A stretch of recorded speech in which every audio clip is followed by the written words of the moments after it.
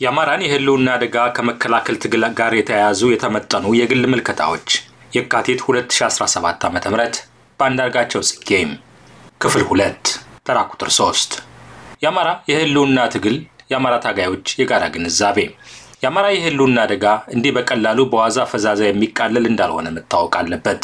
አማራን ስትራቴጂያዊ ጠላታቸው አድርገው የሚያዩ ዓለም አቀፍ ቀጠናዊና ሀገራዊ አካላት አሉ። እነዚህ አካላት ከፍተኛ ሀብት፣ ወታደራዊ ጉልበት፣ ስነ ልቦና ዝግጅት አላቸው። የአማራ ህዝብ ትግል ይመለከተኛል የሚል ማንኛውም አካል እነዚህ አካላት እነማን ናቸው የሚለውን ጠንቅቆ ማወቅ ይኖርበታል። ማወቅ ማለት ግን በሚዲያ የመናገር ወይም ጽሑፍ ጽፎ ማሰራጨት የሚችልበት አጋጣሚ በተፈጠረ ቁጥር ነጋ ጠባ የአማራ ጠላቶች እነዚህ ናቸው እያሉ ማንቧረቅ ማለት አይደለም። አሁን የአማራ ህዝብ የሚገኝበትን የህልውና አደጋ የመከላከል አቅሙ ደረጃ በቅድሚያ አንድ ነገር ላይ ብቻ እንዲያተኩር ያስገድደዋል። የሀገሪቱን ታንክና ባንክ ተቆጣጥሮ በአማራ ህዝብ ላይ ከዚህ በፊት ታይቶ በማይታወቅ ደረጃ የዘር ፍጅት እያደረሰበት ካለው የአብይ አህመድ አገዛዝ በላይ አማራ ጠላት የለውም። ከዚህ ጸረ አማራ አገዛዝ ጋር ለሆዳቸው አድረው በተላላኪነት ከሚያገለግሉ የአማራ ክልል ከፍተኛ ባለስልጣናትና የአብይ አደግዳጊ ባንዳ ምሁራን በላይ ጠላት የለውም። በትግል ወቅት የጠላትነትም ሆነ የወዳጅነት ደረጃዎች መታወቅ አለባቸው። ሁለት እግር አለይ ብሎ ሁለት ዛፍ እንደማይወጣ ሁሉ የተወሰነ ሰራዊት አለይ ተብሎ ከዋናው ጠላት እኩል ሊወዳደሩ ከማይችሉ ጉልበት ሲደረጅ ልዩነትን በውይይት ወይም በድርድር መፍታት ከሚችሉ መለስተኛና አነስተኛ ጠላቶች ጋራ ሁሉ ኑግጠሙኝ የሚል መልእክት ማስተላለፍ አደገኛ እንደሆነ መታወቅ አለበት።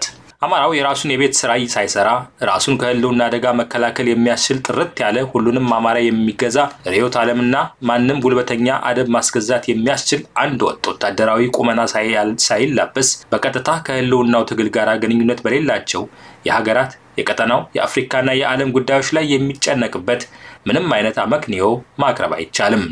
አማራው በኢትዮጵያ በቀጠናው በዓለም ጉዳዮች ላይ መሳተፍ የሚችለው ህልውናው ማረጋገጥ የሚያስችል ዋስትና በእጁ ሲገባ ነው። አሁን አማራው ያለበት ሁኔታ ይህን ዋስትና ከማግኘት እጅግ የራቀ ነው። የአማራ ህዝብ የህልውና ትግል ጥንካሬውን እድገቱን ግምት ውስጥ ያላስገባ ፋይዳ ቢስ ከሆነ የትኛውም ጊዜን ጉልበትን ዕውቀትን አባካኝ ከሆነ ማንኛውም አይነት የሀገር ውስጥ ተሳትፎ መታቀብ ይኖርበታል። አማራ ይህን የሚያደርገው እንደ ሌሎች የሀገራችን አክራሪ ብሔርተኞች በጥላቻ ላይ የተገነባ ሌሎች በኢትዮጵያ ውስጥ የሚገኙ ማህበረሰቦችን መቅረብ ስለማይፈልግ ወይም ኢትዮጵያ የምትባል ሀገር ብትንትኗ ቢወጣ ደንታ ስለሌለው አይደለም። ከሀገር ኢትዮጵያ ጋር ጠብ ስላለው እንዳልሆነ መታወቅ አለበት። ይህን ሀቅ እያወቁ አማራ ዝንጀሮ መጀመሪያ መቀመጫዬን አለች በሚል ትክክለኛ ብሂል በመመራት እንደ ህዝብ ሊያጠፋው የመጣውን ማንኛውንም ጸረ አማራ ኃይል መመከት የቅድሚያ ተግባሩ ስላደረገ አማራ ስለሌሎች ኢትዮጵያዊ ወንድምና እህቶቹ ደንታ እንደሌለው እንደ ሌሎች ጽንፈኛ ብሔርተኞች ኢትዮጵያን ለማፍረስ የሚንቀሳቀስ አድርገው ለሚስሉት የትኞቹም አካላት ምላሽ በመስጠት ጊዜውን ማጥፋት በተከላካይነት ስሜት መቆም የለበትም። ይህን አስተያየት በአማራው ላይ መሰንዘር የጀመሩት በምንጅላት ታሪካቸው የባንዳ ዕዳ ያለባቸው ጸረ ኢትዮጵያ ኃይሎች መሆናቸው መገንዘብ ተገቢ ነው። አማራ ማንነቱን የሚያውቅ በራሱ የሚተማመን በኢትዮጵያ ውስጥ ላሉ የትኞቹ ማህበረሰቦች ሆነ ለኢትዮጵያ ጥላቻ የሌለው ስልጡን ህዝብ ነው። ጽንፈኛ ብሔርተኞች ዘመናትን ያስቆጠረ በህግ በባንክና በታንክ ያሰራጩት የአማራ ጥላቻ በተዘራባት ኢትዮጵያ ዛሬ አብዛኞቹ የኢትዮጵያ ማህበረሰቦች የአማራ የህልውና ተጋድሎ መሳካት የነሱ ህልውና ዋስትና እንደሆነ የተረዱበት ሰዓት ላይ መድረሳቸውን አማራው ተገንዝበዋል። ይህ ሀቅ አማራ በአማራነቱ ተደራጅቶ የሚያደርገውን ትግል ለማንኳሰስ ለሚፈልጉ የአማራም ሆነ የሌሎች ብሔረሰብ ልሂቃን የአማራ ታጋዮች መልስ መስጠት የሌለባቸው እንደሆነ የሚያሳይ መረጃ ነው። ሙያ በልብ ነው፣ እዚህ ላይ ይሰራል። አማራ ራሱን ሳያድን ኢትዮጵያ እንደማትድን አውቆ ያለምንም መሳቀቅ በሙሉ ልባምነት ራሱን ለማዳን ማድረግ የሚገባውን ሁሉ ማድረግ ይገባዋል። ዓለም የሚያውቀው ሀቅ አማራ ላይ ለዘመናት ተጠናክሮ የቀጠለው የጥላቻ ትርክትና የማያቋርጥ ጥቃት ምክንያቱ አማራ ሌላ ወንጀል ኖሮበት አይደለም። ኢትዮጵያን እንደ ሀገር ለማስቀጠል በከፈለው ወሳኝ መስዋዕትነት ኢትዮጵያን ለማፍረስ እቅድ የነበራቸውን የውስጥና የውጭ ጠላቶች ህልም በማምከኑ ነው። የአማራው ህልውና የሚከበርበት ሁኔታ ከመጣ በኢትዮጵያ ላይ ያንዣበበው የህልውና አደጋ የሚያበቃለት መሆኑን መጠራጠር አያስፈልግም።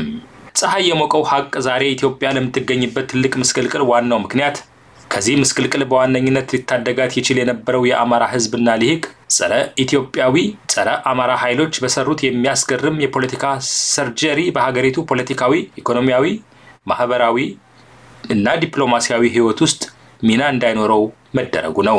ሁለንተናዊ አቅሙ እንዲቀጭጭ የተሰረበት በመሆኑ ነው። በዚህ ልዩ የፖለቲካ ቀዶ ጥገና አማራው እንኳን ለሀገር ለራሱ መቆም እንዳይችል ማድረጋቸው ነው። ትልቁ ጥያቄ እንደ ህዝብ እንዲቀጭጭ የተደረገ ህዝብ እንደ ህዝብ ወደ ትንሳኤ የሚወስደው ትክክለኛና ፈጣን መንገድ የትኛው እንደሆነ መለየት ነው። እውን ይህ መንገድ ዘረኞች ባንክና ታንኩን ተቆጣጥረው ባለፉት 35 ዓመታት ለሀገራዊ የፖለቲካ አደረጃጀትና እንቅስቃሴ ግጥም አድርገው የዘጉትን የፖለቲካ ምህዳር እንዳልተዘጋ ያስመሰሉ ዛሬም ርባና የሌላቸውን ሀገራዊ ፓርቲዎች እናጠናክር ወይም እንደ አዲስ እንፍጠር የሚል ጥሪ ማድመጥ ነው። እስከዛሬ ሲደረግ እንደነበረው በስም ኢትዮጵያዊ በአባላት ይዘታቸው በአማራ የተሞሉ ድርጅቶች እየፈጠሩ በየትኛውም ክልል እንደልብ ተንቀሳቅሶ አባል መመልመል ቢሮ መክፈት በማይቻልበት ሁኔታ መባዘን ነው መፍትሄው። ይሄ አካሄድ ከወያኔ ዘመን ጀምሮ በአማራ ህዝብ ላይ የተፈጸመው ግፍ ማስቆም ያልቻለ አካሄድ ነው። ከወያኔ ከስልጣን መገለል በኋላ በመጣውና ከወያኔ ዘመን የባሰውን እጅግ አሰቃቂ አማራ ህዝብ ፍጅት፣ መፈናቀል፣ በገፍ መታሰር፣ መዋረድ ማስቀረት ያልቻለ ነው። ዛሬስ የአማራ ህፃናትና አረጋውያን በድሮን እንዳይጨፈጨፉ ማድረግ ችሏል ወይ? እነዚህ ሀገራዊ ድርጅቶች መግለጫ ከማውጣት አልፈው ለአማራው ምን ፈየ? እንደ ኢዜማ አይነቶቹ በአማራ ህዝብ ደምና አጥንት ላይ ህልውናቸውን የመሰረቱ የፖለቲካ ድርጅቶች ከአብይ አገዛዝ ጋር ተደምረው አማራን የሚጨፈጭፍ ህግ አብይ ሲያወጣ የድጋፍ ድምጻቸውን አልሰጡምን? ዘመኑ የሚጠይቀው አካሄድ ማንኛውም አማራ በተለይ እንደ ኢዜማ ከመሰሉ በአማራ እልቂት ከኦሮሞ ብልጽግና እኩል ተጠያቂ የሆኑ መሪዎች ካሉት ድርጅት መልቀቅ የአማራን ትግል በአማራነቱ ተቀላቅሎ ማገዝ ነው። በሌሎችም ሀገራዊ ድርጅቶች ውስጥ የሚንቀሳቀሱ አማሮች ሆድ ሲያውቅ ዶሮ ማታ የሚለውን የአማራ ተረት ልብ ሊሉት ይገባል። ሰልፋቸውን ከአማራ የህልውና ትግል ጋር ማሳመር ብቻ ነው የሀገራዊ ፖለቲካ ህልማቸውን ማሳካት የሚችሉት። በኢትዮጵያ ውስጥ ማንም ዜጋ እንዳሻው እንዳይደራጅ በዘረኞች የተዘጋውን የፖለቲካ ምህዳር መክፈት የሚችለው አማራው የህልውናውን አደጋ ለመቀልበስ በሚያደርገው ትግል ብቻ ነው። ሌላ አማራጭ የለም። የዚህ ትግል አደረጃጀት ለመንቃት፣ ለመደራጀት፣ ለመታጠቅ ምቹና ፈጣን ድል የሚሰጠው አማራዊ አደረጃጀት ብቻ ነው።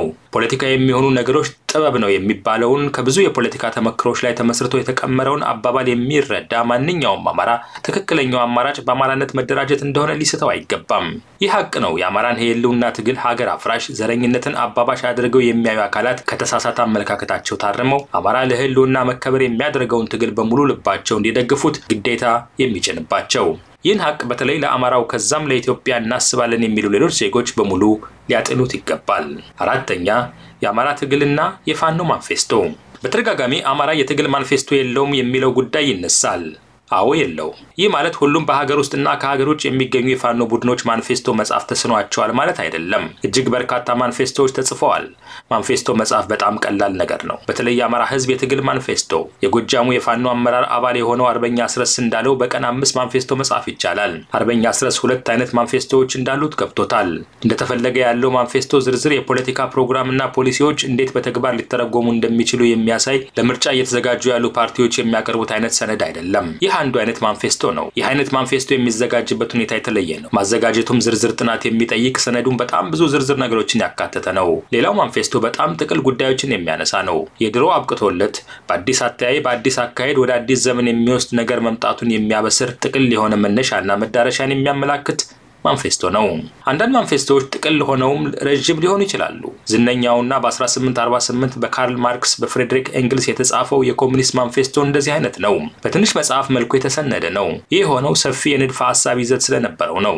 አንዳንድ ማንፌስቶዎች በጥቂት ገጾች ብቻ የሚጠቃለሉ ናቸው። ሱራሊዝም የሚባለው በ1924 አዲሱን የምስል አሳሳል ፈለግና ንድፈ ሐሳብ ለማመላከት የተጻፈው ሰነድ 6 ገጾች እርዝመት ነበረው። በተግባራዊ ፖለቲካ በስፋት የሚታወቀው በሩሲያው ንጉሠ ነገሥት በኒኮላስ ሁለተኛው ተፈርሞ በ1907 ዓ.ም የታተመው የጥቅምት ማንፌስቶ በሚባል የሚታወቀው ሰነድ ብዙ መሰረታዊ የፖለቲካ ቁም ነገሮችን አካቶ በአንድ ገጽ ተኩል ላይ ብቻ ያረፈ ነበር። ንጉሠ ነገሥት ኒኮላይ የአገሩን ፖለቲካ ለመቀየር የሚወስዳቸውን አዳዲስና ጥቅል እርምጃዎችን የሚያመላክት ሰነድ ነው። ዝርዝር ውስጥ አይገባም። የአማራ ህዝብ ካለበት የፖለቲካና በተለይ ወታደራዊ አቅም ደረጃ ሲታይ ዝርዝር ውስጥ የሚገባ ማንፌስቶ አያስፈልገውም። በጥቅሉ ምን ትግሉ እንደቀሰቀሰው፣ ትግሉ በየት አልፎ የት መድረስ እንደሚፈልግ የሚያመላክት ሊሆን ይችላል። ለአማራ ለተቀረው የኢትዮጵያ ህዝብ ለቀጠናውና ለዓለም ማህበረሰብ የሚያውጀው ነገር ይኖረዋል። አበቃ። በጣም ዝርዝር ውስጥ የሚገባ ማንፌስቶ የውጭ አካላትን ጋር ቀርቶ በፋኖዎችም መካከል ስምነት እንዳይኖር የሚያደርግ ነው። ማንፌስቶው ጥቅል የሆኑ ነገሮችን ያካተተ እንዲሆን የሚመከረው ለዚህ ነው። ሌላው ትልቁ ቁም ነገር ማንፌስቶ ማዘጋጀቱ ሳይሆን ማንፌስቶውን ሁሉም የአማራ ፋኖዎች በጋራ የተቀበሉትና ያጸደቁት መሆኑ ነው። ይስካልሆነ ድረስ የተለያዩ ማንፌስቶዎች በተለያዩ ቡድኖች መዘጋጀታቸው ብቻ አማራ ትግሉን በተመለከተ ማንፌስቶ የለውም የሚለውን ክስ ማስቆም አይቻልም። ስለሆነም ትልቁ አንገብጋቢ ጥያቄ ማንፌስቶ ሳይሆን የህልውናውን አደጋ የጋራ አጀንዳና መሰባሰቢያ አድርጎ አንድ የአማራ ፋኖዎች የጋራ የፖለቲካና ወታደራዊ አደረጃጀት መፍጠር ነው። ይህ አደረጃጀት በተፈጠረ ማግስት የማንፌስቶ ችግር ብቻ ሳይሆን በፋይናንስ፣ በሎጂስቲክስ፣ በዲፕሎማሲ፣ በህዝብ ግንኙነትና በሌሎችም የሥራ ዘርፎች የአማራ የህልውና ትግል የገጠሙትን ሌሎችንም ችግሮች በቀላሉ መቅረፍ ይቻላል። ፋኖ የጋራ አመራር ከፈጠረ በኋላ በማንፌስቶ ላይ ከሚቀርቡ ጥቅል ከሆኑ ጉዳዮች ወደ ዝርዝር ጉዳዮች መግባት ይችላል። እነዚህ ዝርዝር ጉዳዮችም ቢሆኑ የአስፈላጊነት ቅደም ተከተል ያላቸው የፋኖን የፖለቲካና ወታደራዊ አደረጃጀት እድገትና ጥንካሬ ግምት ውስጥ በማስገባት የሚሰሩ ናቸው። ከማንፌስቶ በፊት ከሌላም ጉዳይ በፊት የአማራ ፋኖ የሥራዎች ሁሉ እናት የሆነው ስራው አንድ ፖለቲካዊና ወታደራዊ የጋራ አመራር በአስቸኳይ የማቆም ስራ ነው። የአማራን የህልውና ትግል የሚደግፍ ማንኛውም የአማራ ህዝብ ወዳጅ ጉልበቱን፣ ዕውቀቱን፣ ሀብቱን ስራ ላይ መዋል የሚገባው ለዚህ የጋራ አመራር በፍጥነት መፈጠር ስራ ላይ መሆን አለበት። ይህ እንዳይፈጠር የሚፈልግ ወይም የሚጥር አማራ ከዋናዎቹ የአማራ ጠላቶች ልዩነት ያለው መሆን አይችልም። አምስተኛ የአማራ የህልውና ትግል አማራ ልሂቅ አማራነትና ኢትዮጵያዊነት። የአማራ የፖለቲካ ልሂቅ አንድ መቀበል ያለበት ሀቅ አለ። ይህ ሀቅ የአማራ ህዝብ ሆነ ኢትዮጵያ ዛሬ ለሚገኙበት መስቀልቅል የራሱን አስተዋጽኦ ምናልባትም ያንበሳውን ድርሻ አስተዋጽኦ ማበርከቱን ነው። በ1970ዎቹ መጨረሻና በ1980ዎቹ መጀመሪያ ላይ ጽንፈኛ ብሔርተኝነት ከደርግ ጋር ሲደረግ በነበረው ውጊያ ታንኩን ባንኩን ለመቆጣጠር የሚያስችል አቅም እየገነባ መምጣቱ ገሃድ ሆኖ ነበር። ይህ የጽንፈኛ ብሔርተኞች የበላይነት ጸረ አማራና በዲፎልት ጸረ ኢትዮጵያ እንደሆነ በቂ መረጃዎች መታየት ጀምረው ነበር። በዚያ ወቅት የአማራ የፖለቲካ ልሂቅ ምን አደረገ? ፖለቲካ የሚሆኑ ነገሮች ጥበብ ነው ብለናል። የነበሩ አማራጮች ሁለት ነበሩ። አንዱ እነዚህን ጽንፈኛ ብሔርተኞች እየተፋለመ ከነበረው ብዙ ችግሮች ቢኖሩበትም ኢትዮጵያዊ ከሆነው የደርግ መንግስት ጋር ተባብሮ ጽንፈኞችን መመከት ወይም ጽንፈኞች ኢትዮጵያን እንዳሻቸው ማድረግ የሚችሉት አማራውን ለይተው በማጥቃትና በመስበር እንደሆነ ተረድቶ አማራው ራሱን እንዲከላከል ይህ የራስ መከላከል ጥረት ሀገርን የማትረፍ ጥረት አካል ማድረግ ነበር። ግን ምን ተደረገ? የሆነው ይህ ነው። የፖለቲካ ልሂቁ በከፍተኛ ቁጥር ወደ ውጭ ሀገር ተሰደደ። የተሰደደው የራሱን ህይወት ማደላደል በአገሪቱ ፖለቲካ ውስጥ ምንም ተሳትፎ እንዳልነበረው ፖለቲካ ኮረንቲ በሩቁ ነው የሚል ጸረ ምሁራዊ አተያይ እያሰራጨ ከፖለቲካው ርቆ መኖር ነው። በአገር ውስጥም አብዛኛው የተማረ አማራ የደርግን መውደቅ የጽንፈኛ ብሔርተኞች ስልጣን መቆጣጠርን ከገዛ ህይወቱ ጋር ምንም ግንኙነት እንደሌለው ሲኒማ ድራፍቱን እየጠጣ መመልከትን ነው የመረጠው። ከዚህ ውጭ የነበረው በጣም አነስተኛ ኃይል በአማራ ክልል ሲንቀሳቀስ የነበረው የኢህአፓ ሰራዊት በአማሮች ተሞልቶ በአማራ ክልል ታጥሮ እየተንቀሳቀሰ ሁኔታው አስገዳጅ እያደረገ የመጣውን በአማራነት የመደራጀት አስፈላጊነት ሳይረዳ በወያኔ ተሸንፎ እጁን የሰጠበት ከዛም በኋላ እንደተቀረው የአማራ ልሂቅ በኢትዮጵያ የሚሆነው ሁሉ እሱን አይመለከተው የሚመስል እንደ ሲኒማ ያየ መኖር ወይም ቀደም ብለው በገፍ የተሰደዱትን ወንድምና እህቶቹን በስደት መቀላቀል ነው የሆነው። ጽንፈኛ ብሔርተኞች ስልጣን ይዘው የፈጠሩት ያለው የሀገራዊ እውነታ ለአማራውና ብሎም ለሌላውም ኢትዮጵያዊ ምድርን ሲኦል ሊያደርግ እንደሚችል ገና ከረፋዱ ግልጽ ነበር። ፖለቲከኛ ነኝ ከሚለው ልሂቅ ይልቅ በደመነፍስ የሀገሪቱን የወደፊት ጉዞ ማየት የቻሉ የሕክምና ሙያ የነበራቸው ፕሮፌሰር አስራት ወልደየስና ጥቂት ቅርቦቻቸው ነበሩ። ፕሮፌሰሩ በአማራነት የመደራጀትን አስፈላጊነት ተቀብለው ጥረት ሲጀምሩ የአማራ የፖለቲካ ልሂቅ ፖለቲካ የሚሆኑ ነገሮች ጥበብ እንጂ የምኞትና የቅዠት መንገድ እንዳልሆነ ባልተረዳ መንፈስ በአማራነት መሰባሰብ ዘረኛነትን ማጠናከር ነው በሚል የአማራነትና የዘረኛነት እሳቢዎች ያላቸውን መሰረታዊ ልዩነት ባላገናዘበ መንፈስ በአማራነት መደራጀትን አለመደገፍ ብቻ ሳይሆን ተጻሮ የቆመበት ሁኔታ ውስጥ ወድቆ ነበር። ወያኔ ከምንም ነገር በላይ ያስፈራው የነበረው የፖለቲካ ኩነት እሱ ከፈጠራቸው በአማራ ስም እንዲነግዱ ሊሰንስ ከሰጣቸው የአማራ ተወካዮች ውጭ ጠንካራ ዕውቀት ብቃትና ልምድ ባላቸው የአማራ ልሂቃን የሚመራ ነፃ የአማራ ድርጅት ነበር። የፕሮፌሰር አስራትን ዕጣ አሳዛኝ የሚያደርገው በአማራነት የመደራጀት ሐሳባቸውን ከወያኔ እኩል የተቃወማቸውና የታገላቸው የአማራ የፖለቲካ ልሂቃን መሆኑ ነው። የአማራ የፖለቲካ ልሂቅ እንዲህ አይነት ሐሳብ የሚያቀነቅኑ ግለሰቦችን ምን ያህል ይቃወም እንደነበረ ሌላ ምሳሌ ላቀርብ። በዛን ዘመን እኔ ራሴ ባሳተምኳት በአማራነት መደራጀት የአማራን ብሎም የኢትዮጵያንም ህልውና ማስጠበቂያ ብቸኛ መንገድ ነው በመትል መጣጥፍ ላይ ከየትኛውም ማህበረሰብ ልሂቅ በላይ ከፍተኛውን ዘመቻ ያካሄደበት መልእክቷ ተደማጭነት እንዳያገኝ የተረባረበባት የአማራዊ ፖለቲካ ልሂቅ ነው። ይህ የአማራ ልሂቅ ድርጊት በዘመኑ ሲታተሙ በነበሩ በርካታ ጋዜጦችና መጽሔቶች ላይ ተዘግቦ ለታሪክ ተቀምጧል። መኖሪያ ቤቴ ድረስ መጥቶ እንዴት እንዲህ አይነት ጽሑፍ ትጽፋለህ በማለት ካወገዙኝ ሌሎች ብሔር ልሂቃን መካከል ብቸኛው ሰው ብርሃኑ ነጋ እንደነበር አስታውሳለሁ። ይህ ሰው ዛሬ የአማራን ህዝብ ጨፍጫፊ ከሆነው የአብይ አገዛዝ ጋር ተጣብቆ የአማራን ህዝብ ትግል ውድቀት ሲመኝ የሚውል ሆኖ መገኘቱ እውነትም ታሪክ በምጸት የተሞላ ነው የሚለውን አባባል አስታዋሽ ሆኖ አግኝቼዋለሁ። ዛሬም በአማራነት መደራጀት እንደሌሎች አክራሪ ብሔርተኞች አደረጃጀት ወደ ዘረኛነት የሚወስድ ነው በማለት በአማራ ህዝብ ላይ የታወጀውን የዘር ማጥፋት እርምጃ እጁን ኪሱ ጨምሮ እየተመለከተው ያለው የአማራ ሊቅ ብዙ ነው። የዘር ማጥፋት እርምጃው በራሱ ብን ብሎ ይጠፋ ይመስል ሀገራዊና ህብረ ብሔራዊ የሚባሉ ፓርቲዎች ከአማራውና ከጥቂት የደቡብ ብሔረሰቦች ውጭ የማይመሰረቱበት ሁኔታ እንዳለ ያወቀ የሀገሪቱ የፖለቲካ ምህዳር በሂደት በዘር ከተደራጁ ፓርቲዎች ውጭ ማንንም መንቀሳቀስ እንደማይችል ሆኖ ተሰርቶ ባለቀበት ሀገር የአማራውንና የኢትዮጵያን ችግር ማቃለል የሚቻለው ኢትዮጵያዊ ፓርቲዎችን በማቆም ነው የሚል በተግባር መሬት ላይ ሊተረጎም የማይችል ምኞትን ይዞ ሲባዝን የሚውለው የአማራ ሊቅ ዛሬም ብዙ ነው። ፖለቲካ በተግባር ውጤት የሚጠበቅበት ማህበራዊ እንቅስቃሴ ነው። በተግባር ውጤት አመጣም አላመጣም የኔ ፖለቲካ እምነት ይሄ ነው፣ አልቀይርም የሚባል ነገር የለም። ያርሳል ብዬ ጎሽ ጠመድሁ አልሆን ሲል ፈትቼ ሰደድሁ የሚለው የአማራ ገበሬ አባባል ለአማራ ሊቃን የፖለቲካ አተያይ መቅረጫ ሆኖ ማገልገል መቻል አለበት። በአንድ ዘመን በሀገራችን የነበረው መንግስታዊና አስተዳደራዊ አደረጃጀት፣ የትምህርት ስርዓት፣ የሀገር ታሪክ ኢትዮጵያዊ ከሆነ ነገር ውጭ ለማሰብ እንዳይችል ያደረገው ኢትዮጵያዊ ሊቅ ነበር።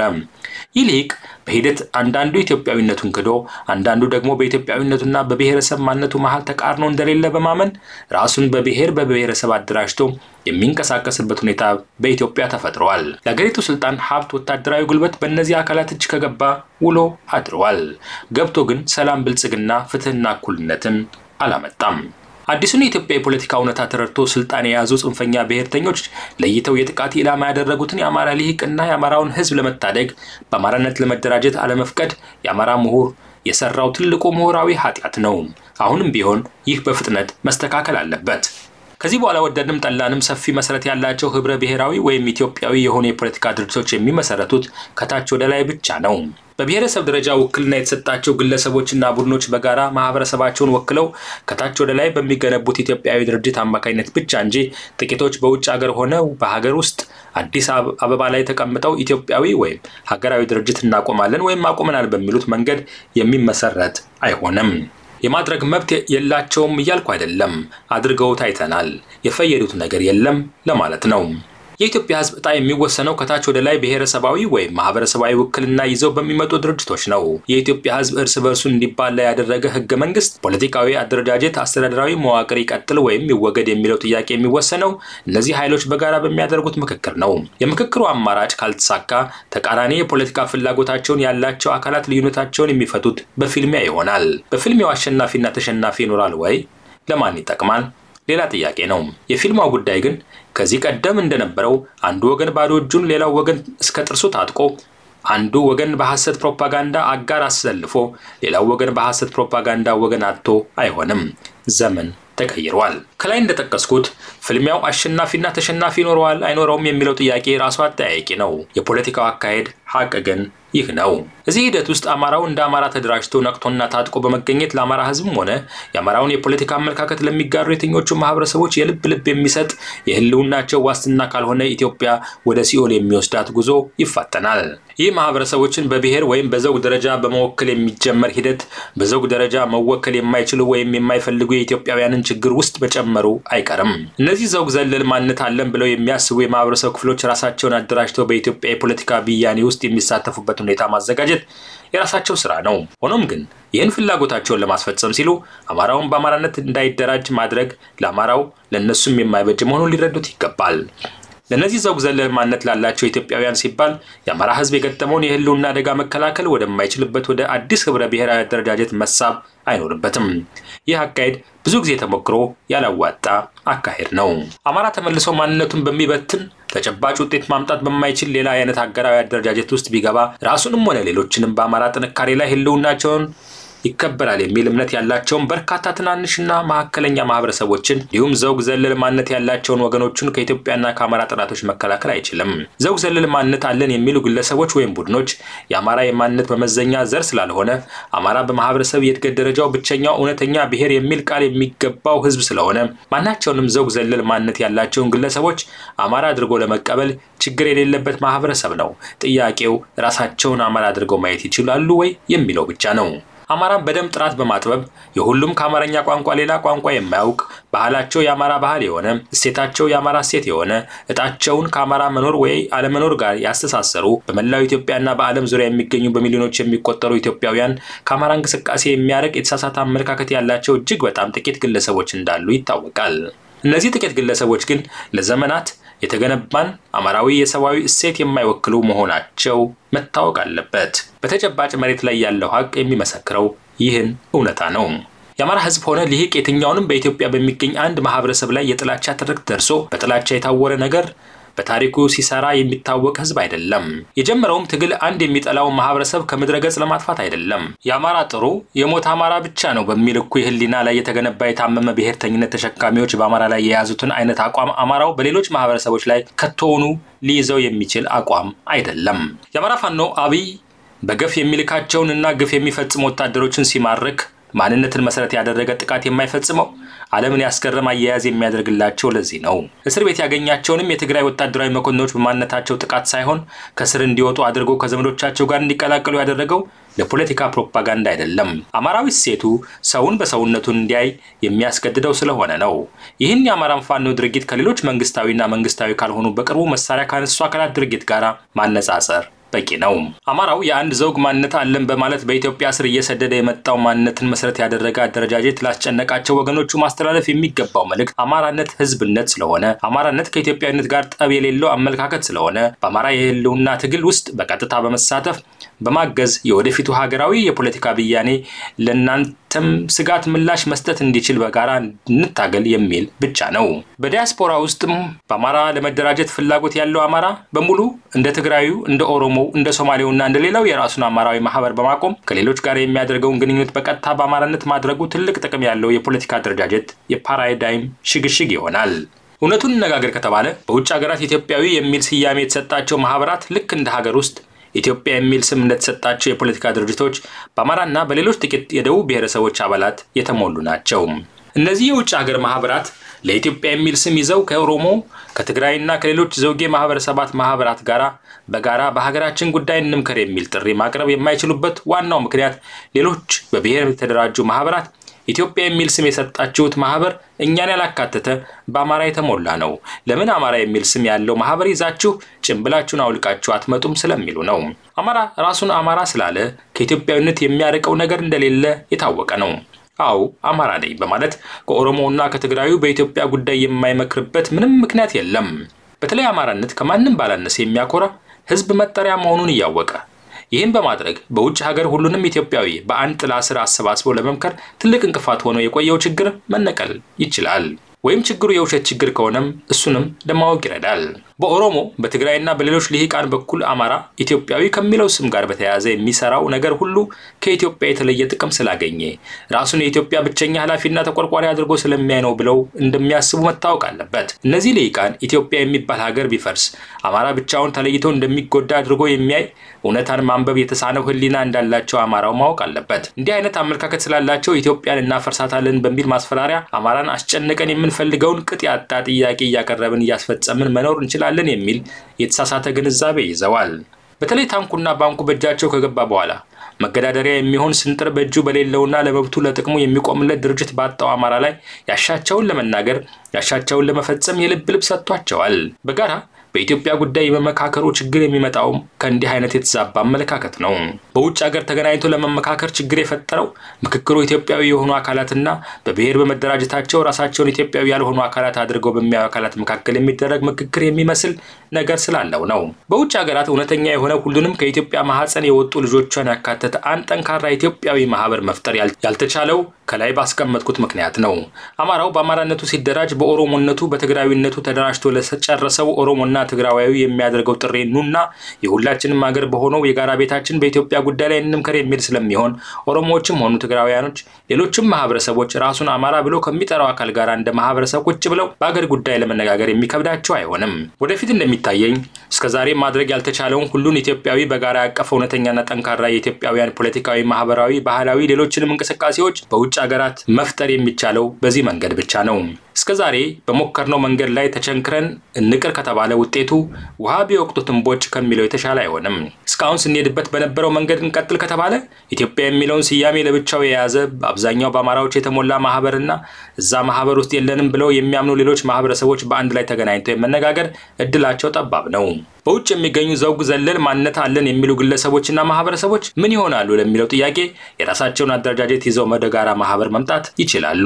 ወይም በሀገር ውስጥ ለሚገኙ ተመሳሳይ የማንነት ችግር ላለባቸው ዜጎች የተሰጠውን መልስ በውጭም የሚሰራ ስለሚሆን የሚያስጨንቀን መሆን የለበትም። የአማራ ማህበር ውስጥ በመግባት እንቅስቃሴ ለማድረግ የሚፈልግ ራሱን ከአማራ ጋር የሚያስተሳስር ግለሰብ ደምና አጥንቱን ሳይሆን ለአማራ ሴቶች ያለውን ቅርበት ተመልክቶ ራሱን የአማራ ማህበር አባል የማያደርበት ምክንያት አይኖርም። አማራ ሆኖ በአማራነት መደራጀትን እንደ ውርደት ለሚያይ በአማራነት መደራጀት ከፍታ ካለው የኢትዮጵያዊነት ማማ ላይ ወርዶ መፈጥፈጥ ነው ብሎ ለሚያስበው አማራ ግን ይህን ደመና ውስጥ የተተከለ ፍላጎትን የሚያስተናግድ እውነታ በመሬት ላይ ስለሌለ ወደ ማርስ ሄደህ በዛ መንገድ ለመደራጀት ሞክር ብለን ከመምከር ሌላ ምንም ማድረግ አንችልም። በውጭ ሀገር በዘውግ ማንነት ላይ የተመሰረቱ ማህበራት መብዛታቸው ሊያሳስበን የማይገባው እነዚህ ማህበራት እንደ ሀገር ቤቱ በማንነት ላይ የተመሰረተ በውጭ ሀገር የሚያደርጉት የግዛት መስፋትና ማጥበብ ጭቅጭቅ እንደማይኖራቸው ስለምናውቅ ነው። የቋንቋና ሌሎች ጉዳዮች ይሰጥ አገባ ውስጥ ሳይገቡ በቀላሉ በመቀራረብ በጋራ መስራት የሚችሉበት እድል ስላለ ነው። ሁሉም ባህሉን፣ ቋንቋውን፣ ማህበራዊ ሴቶቹ የማንነት መለያዎቹን እንደያዘ እንዲያውም እነዚህ ልዩነቶች በትልቅ የጋራ በዓል ላይ ደምቀው በጋራ የሚታዩበትን ሁኔታ በመፍጠር ቀለመ ብዙ የሆነችው ኢትዮጵያንም በየሀገሩ የሚያስተዋውቅ የጋራ የሆኑትን ሴቶች የአንድነት ማጥበቂያ በማድረግ በሀገር ውስጥ የሚታየውን ትርጉም የለሽ መከፋፈል ላይ ከዚህ ቀደም እንደሚያደርገው ቤንዚን ነስናሽ ሳይሆን እሳት አጥፊ መሆን ይችላል።